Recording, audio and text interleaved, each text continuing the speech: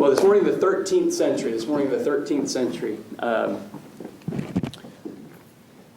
Going back to last week, in the 12th century, we talked about a little bit, we have the beginnings of what's called the scholastic movement in the Catholic Church. So people are beginning to study a little bit more, and there's beginning to be more writing and more output, and we're going to talk about that more. But that's kind of the context, is you have monks and friars who are going out, and you have the beginnings of schools, universities. So unofficially, the University of Paris in 1150 is founded, and we'll talk about that later under themes. But you start to have universities being founded in Oxford and in Paris and in Bologna, Italy, and different places, and people are beginning to study and come together in an organized way to study. And so that's kind of the context for the 13th century, where it becomes more of what's called formally the high scholastic period of the Catholic Church, where it gets a little bit more intense in their study and in their education of Scripture, but also Scripture and tradition. Just a reminder, I mean, if you were living in, say, France or Germany, what we now call Germany, in the 13th century, you couldn't pull out your phone or the phone book in previous years and look up, I want to go to the Lutheran Church. I want to go to the Presbyterian Church. I want to go to the Baptist Church. I want to go to the non-denominational church. No, you went to the church, and you did what they told you to do, or else you were out. It was a monopoly. And you did not want to be out of the church, because in medieval Christianity, where the mortality rate is much higher than it is now, to be kicked out of the church was to face eternity separated from God.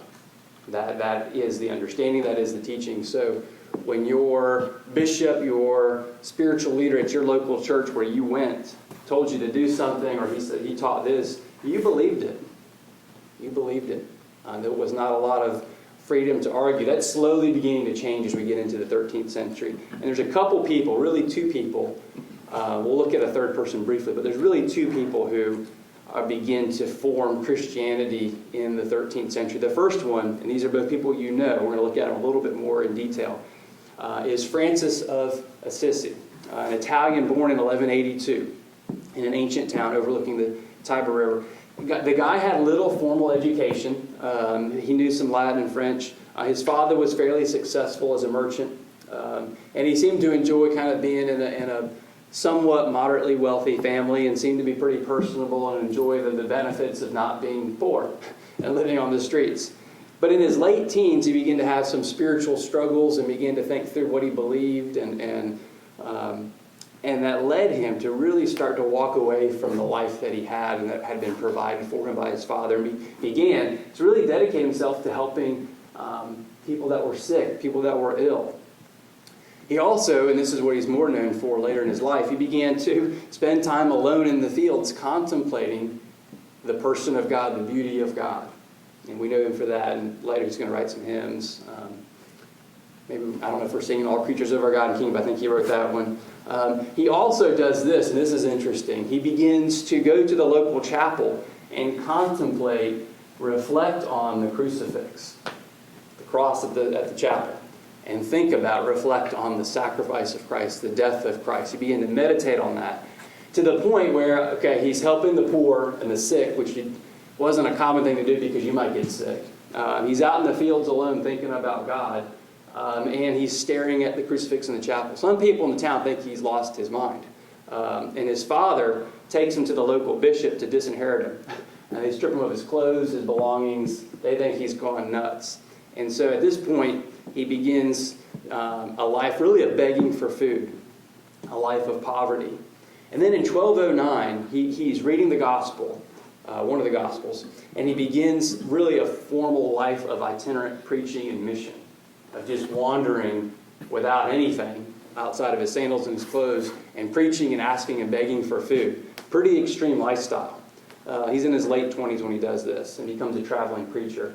And he's reading the Gospels and saying, Christ said, sell all you have to the poor and follow me. And so he is taking that verse by verse, word by word, and saying, okay, I've given up everything. I'm following Christ. I'm doing that. And others, extremism usually breeds followers.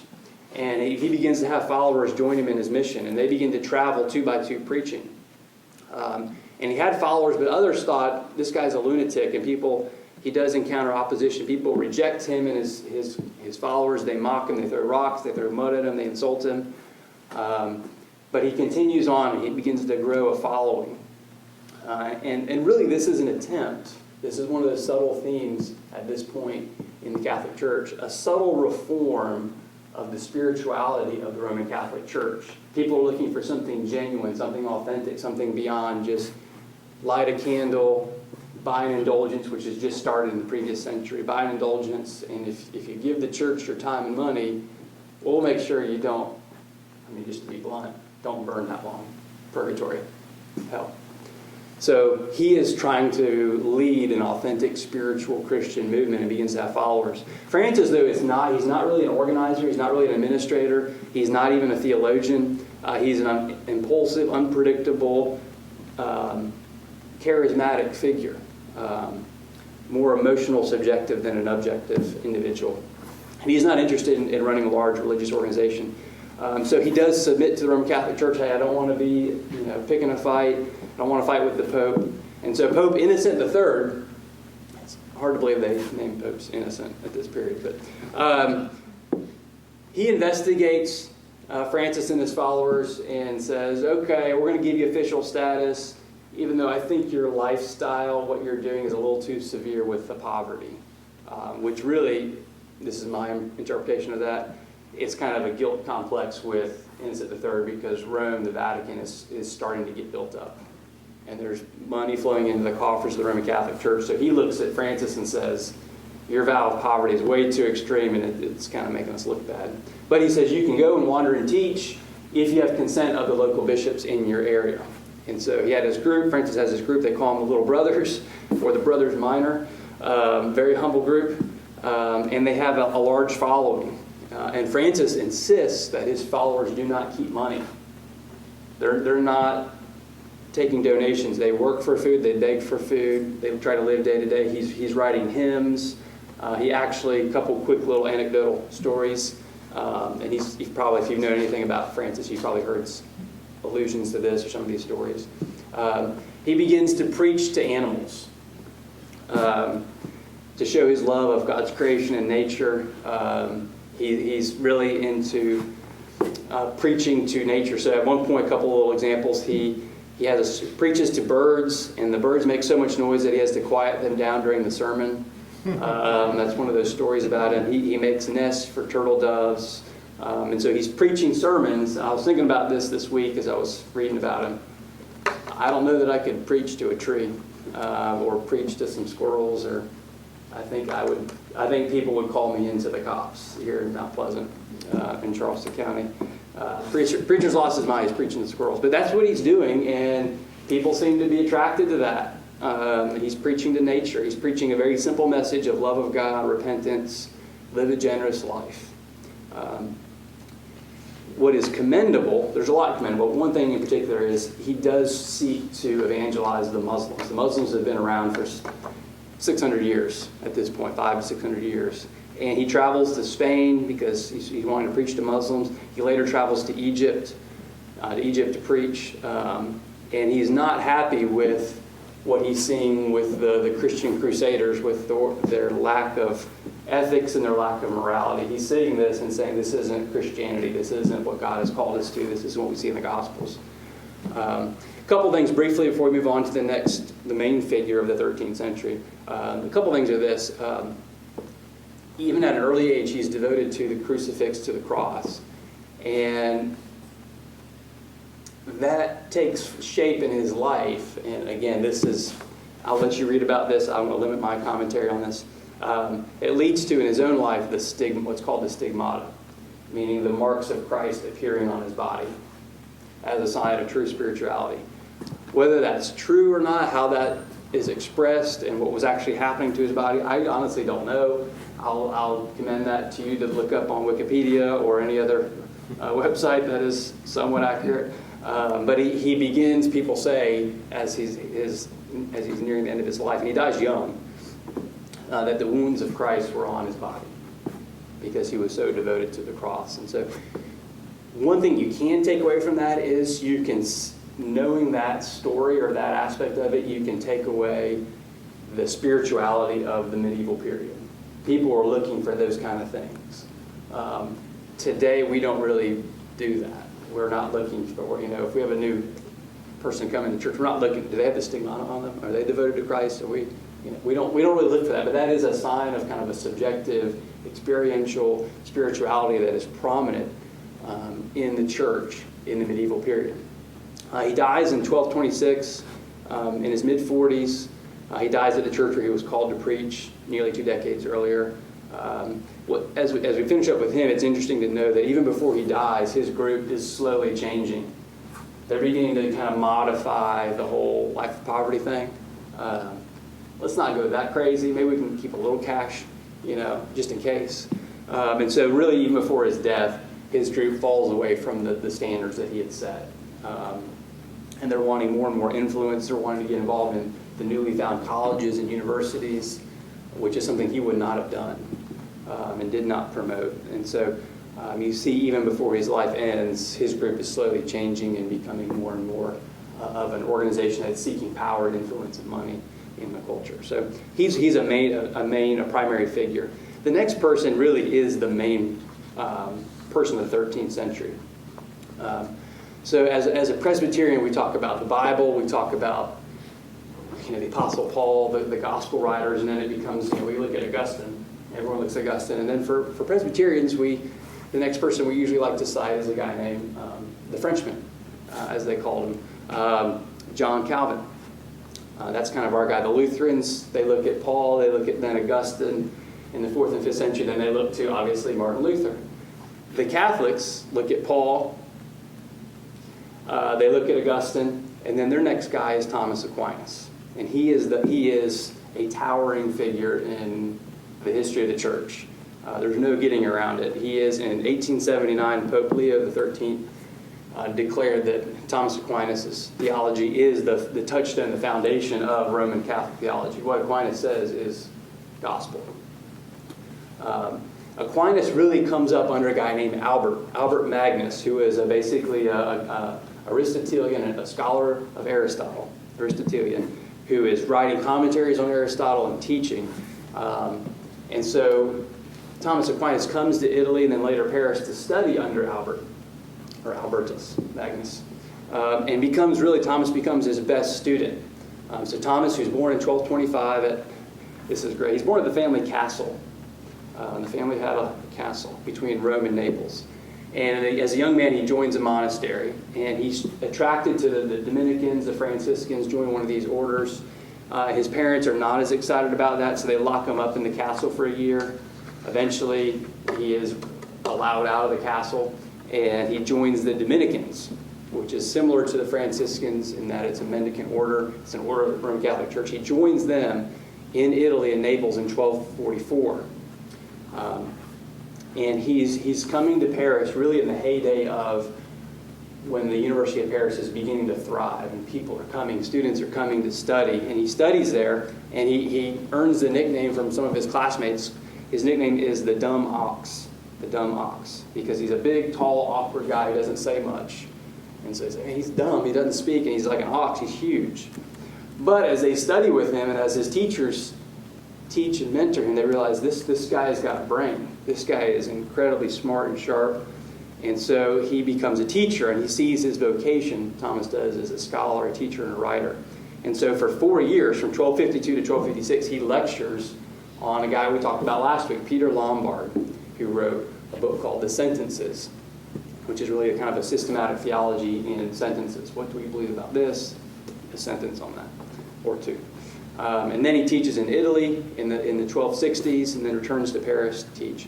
Thomas writes a ton. He writes over 100 books. The two main things that he writes is the Summa contra Gentiles, which is a book designed to equip missionaries to the Muslims. So you see there even an evangelistic impulse in the Roman Catholic Church.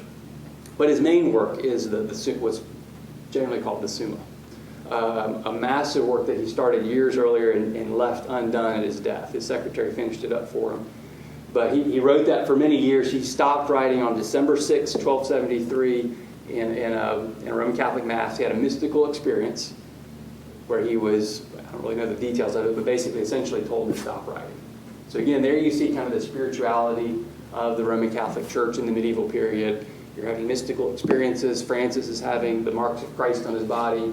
People are looking for subjective affirmation, confirmation of their theology and what they believe. And so he stops writing in 1273.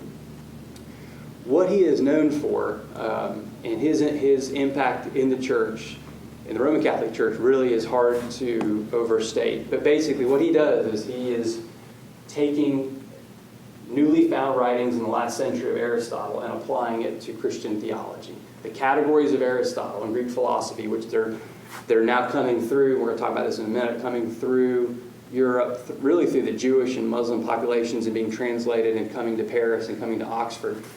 Aquinas is coming to Paris at the time where these things are being prominent. He's reading Aristotle, and he's reading Augustine and reading Paul and combining them and trying to form a theology of reason and faith that the church hasn't had before, because the church is having some subtle attacks. So he sees reason and faith as two aspects that should be joined together, not separated. And so part of what that means, and I promise we're not going into philosophy this morning, part of that means Aquinas is rejecting the Platonic philosophical categories that had characterized the Catholic Church, really since Augustine, and probably earlier. Aristotle does not, Aquinas doesn't accept that and reads Aristotle and applies Aristotle to the church. And the main thing there is that you're from Aristotle. The knowledge of which you have of life is based upon what your senses perceive. What you see here, all that, not based on real truth ideals that God has created, which is more of a Platonic idea. And so here you see Aristotle being kind of brought into the church formally. And the Catholic Church doesn't look back, to be honest with you. And so Aquinas is going to say our reason is perfected by revelation, so we have reason, we should use it. It's perfected as we study Scripture. So a famous quote of Aquinas is, "Grace does not destroy but perfects our nature," which is a true statement in correct context.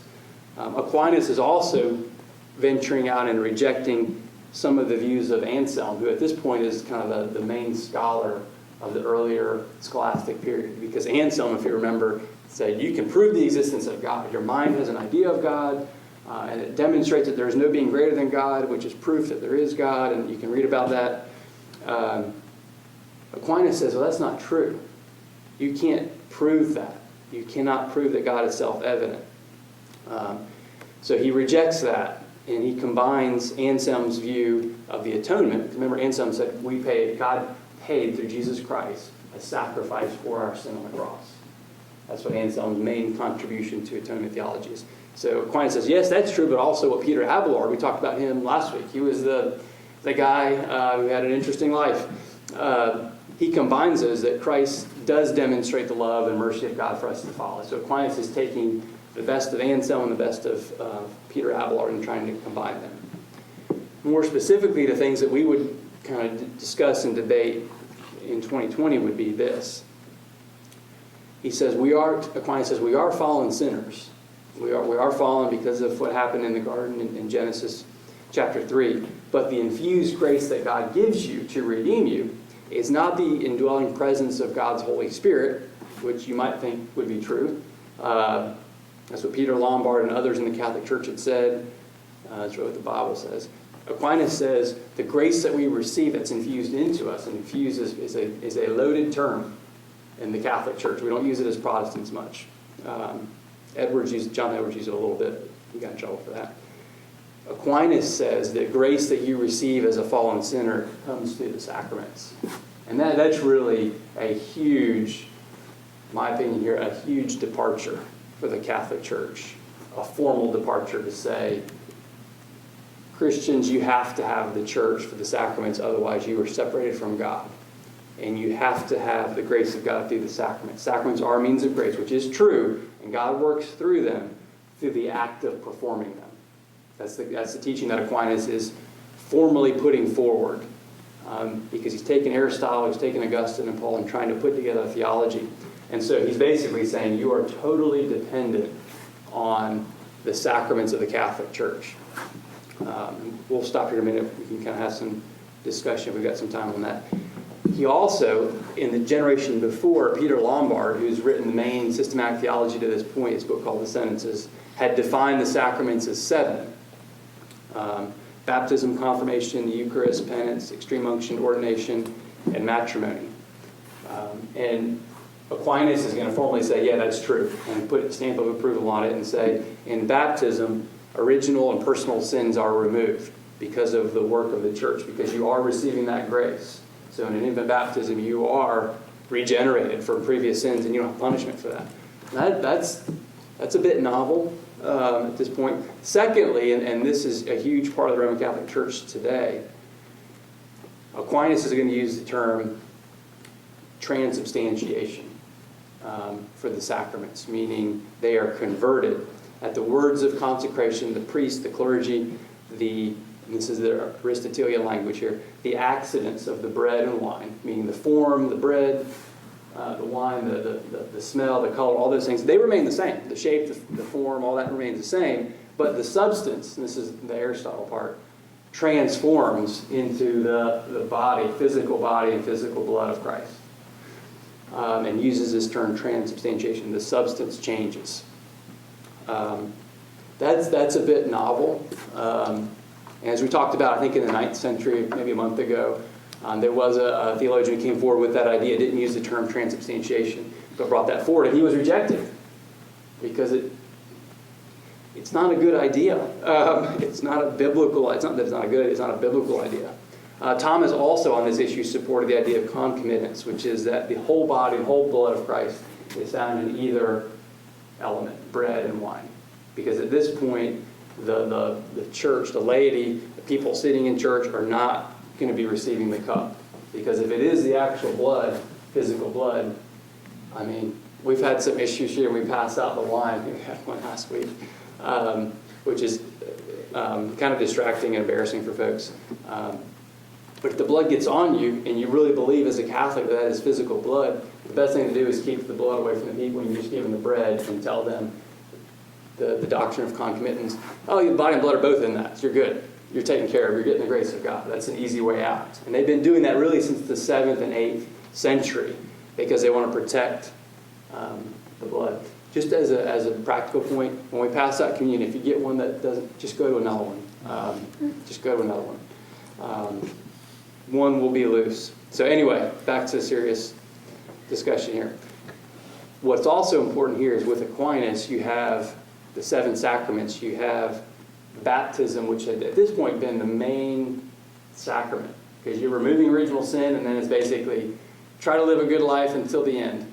Try to live a good life. Now, the sacrament of the Eucharist, the Lord's Supper, is now taking center stage because it is now formally defined in the 13th century as the body and blood of Christ, and something you need to not go to hell, to not go to purgatory.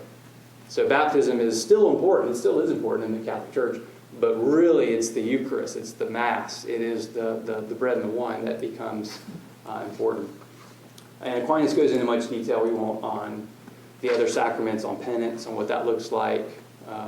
He defends indulgences, which were introduced in the 11th century when the Pope Urban II said, yeah, if you go, we talked about this a week or two ago, if you go and die for the Christian cause against the Muslims, we'll make sure you get to heaven immediately. You got no purgatory, no punishment, no nothing, and you just gotta fight.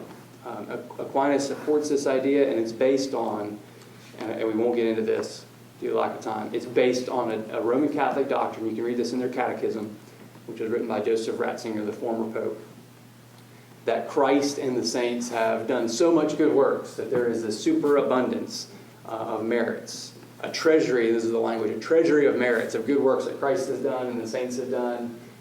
And when you buy indulgence, you get access to that. The Pope releases that indulgence. So you did 10 bad things yesterday, you can give $100 and purchase indulgences, the good works of others that are applied to you. It's not a good idea. And there is a need for reformation even at this point, because that, I'm trying to limit my commentary on this, that's not the Bible, that's not the gospel, that is a work system, and that leads you to hell, to be blunt. Because if it's about your works, you will always fall short. You will always miss the mark. And a guy in Rome has no access to a treasury of good works. That's garbage. And hopefully, I don't think we have anyone with Catholic sentiments here this morning, but that's just not biblical. And there's no support of that in the church. Years ago, I got in, 7 or 8 years ago, I got into a discussion with a guy. He's a Presbyterian, his wife was Catholic. And we were talking about this, and he got very upset at me. They don't teach that anymore. And I said, yeah, they do. I mean, just because you don't think they do doesn't mean they don't. Read the Catholic Catechism. I mean, Council of Trent, nothing's changed since the 16th century. But he was very upset. No, they don't teach that anymore. They've come closer to us. No, they haven't. They haven't moved at all. So anyway, so that's the theology, and Aquinas is systematizing this in Aristotelian language, and it's becoming the dogma of the church. And he's seen as a defender of the Catholic Church against some of the new opponents who are springing up, a guy by the name of John Duns Scotus. We'll talk about him very briefly, I think, if we have time. The other things that Aquinas is known for, he's known for his 5 ways, the proofs of God's existence. That's one of his main things. That God has placed his signature on creation, and so you can prove the order of God. You can kind of Google that. He has argument of causation, argument of contingency. Why are we here? He has the argument, what's called the argument from degrees, which is why do we have truth and goodness and nobility and values? Where do these things come from? So these are things these are apologetics that are, I think are very valuable, and you see other people, have picked up on those. That's one that C.S. Lewis writes about a good bit in the 20th century. Where does honor come from? Where does honesty come from? Where do these things come from? Because if we've just evolved in a Darwinian fashion, it really should be winner take all. I mean, it really should be. But yet no culture has promoted that. Every culture is promoted. Be honest, be virtuous, be noble. Don't run from a fight. If you're being invaded, you're supposed to be courageous, those kind of things. So. And then he also has an argument. One of his 5 proofs is the argument of design in the universe. Again, these are things that we still talk about today in apologetics. So, but those are some of his main things. Again, transubstantiation becomes the formal doctrine of the Catholic Church in 1215 at the Fourth Lateran Council. And Aquinas is one of the main people to formally put it into writing and talk about it. And that really is, the Catholic Church has not changed since 1215 on that. I mean, that's what they believe.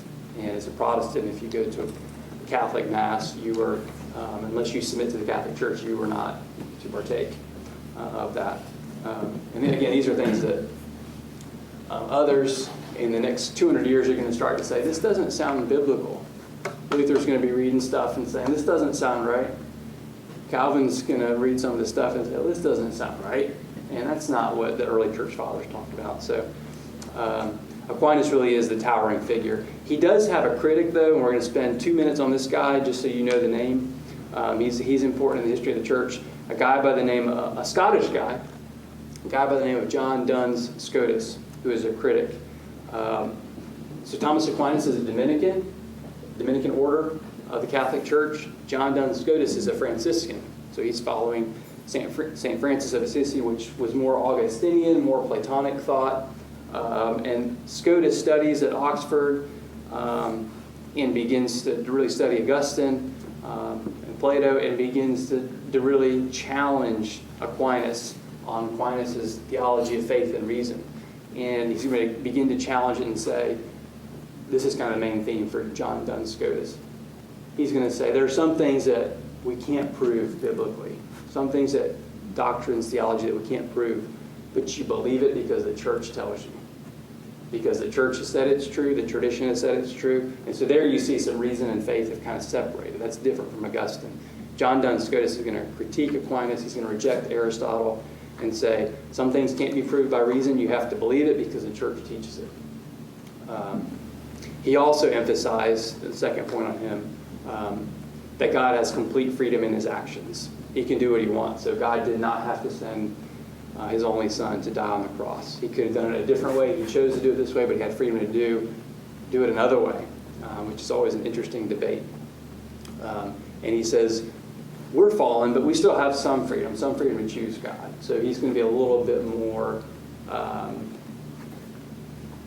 you might say Pelagian, I guess. Arminius hasn't been born for 400 years, so can't really call him Arminian yet. But he's going to emphasize your freedom as a sinner more than Aquinas. So they're going to debate back and forth and disagree.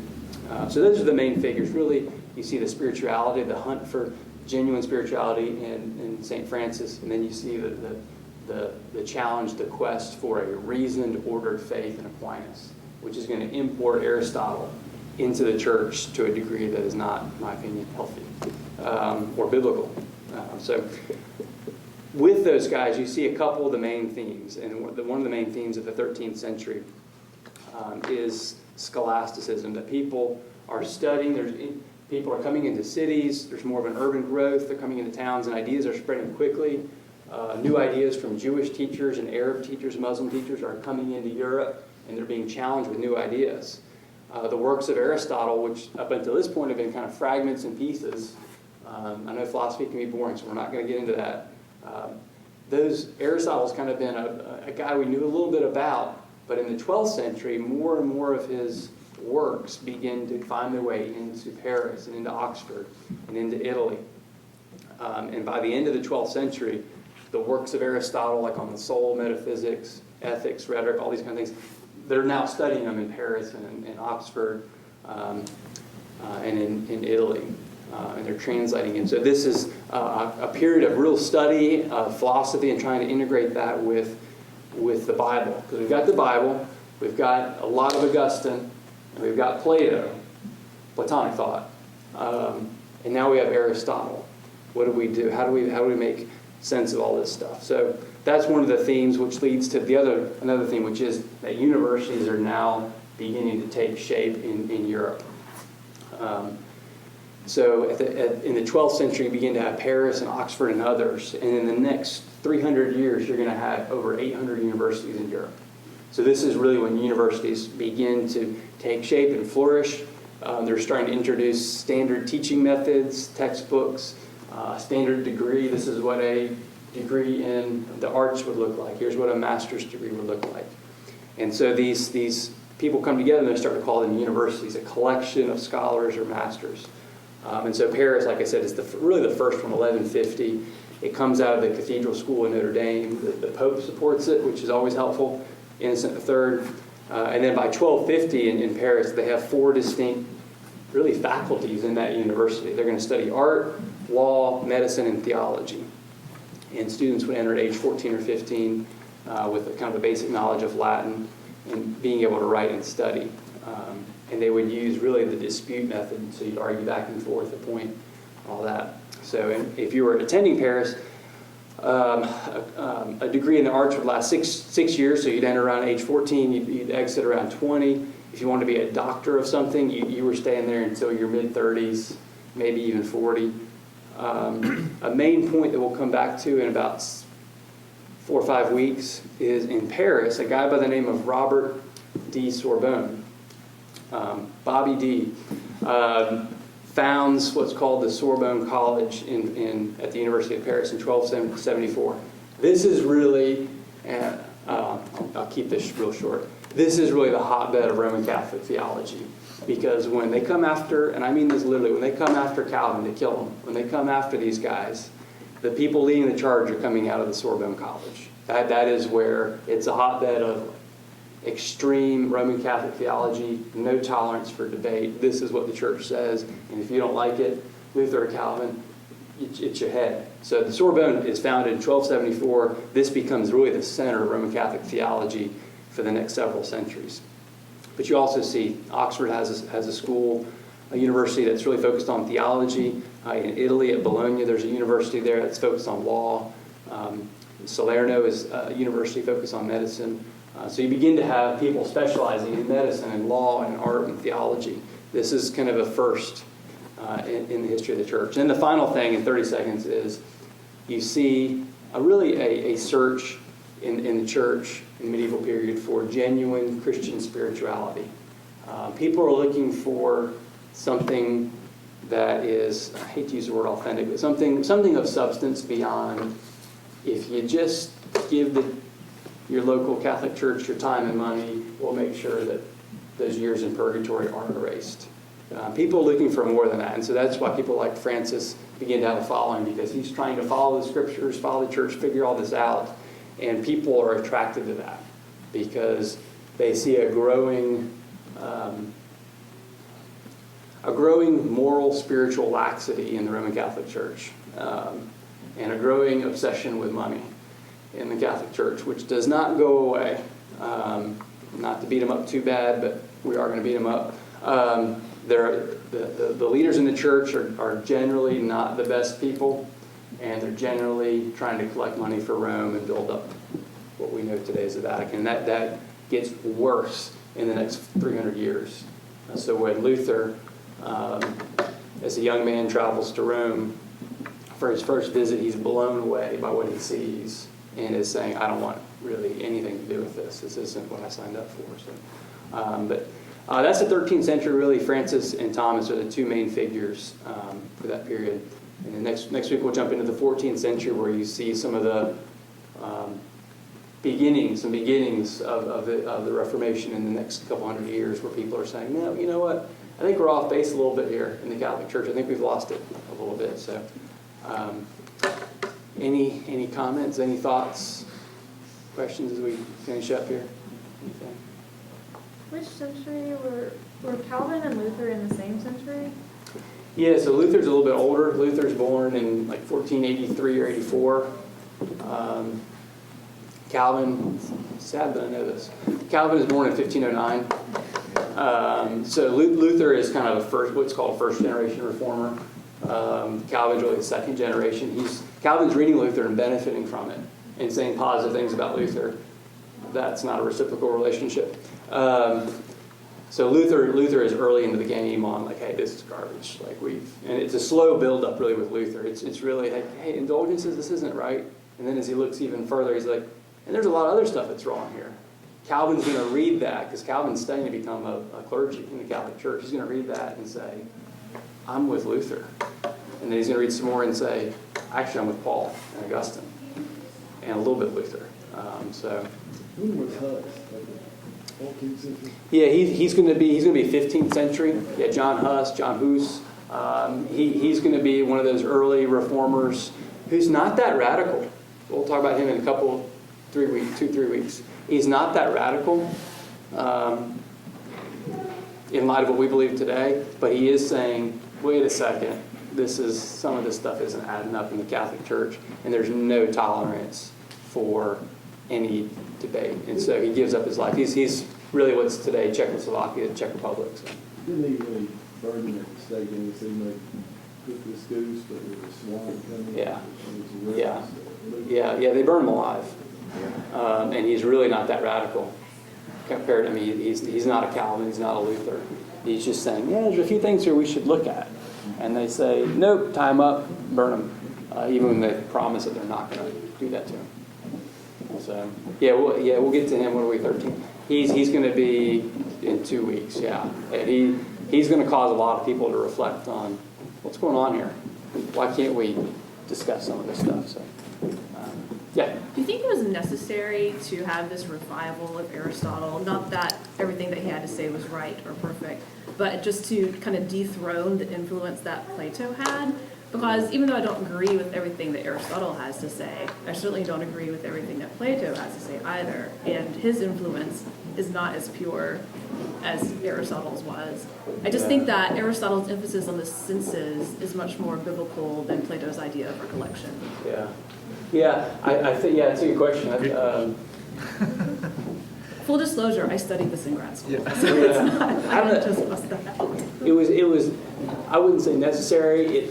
It's more of a commentary on why it happened, because they hadn't, the Western Europeans had not had ethics. His book on it, they had ethics.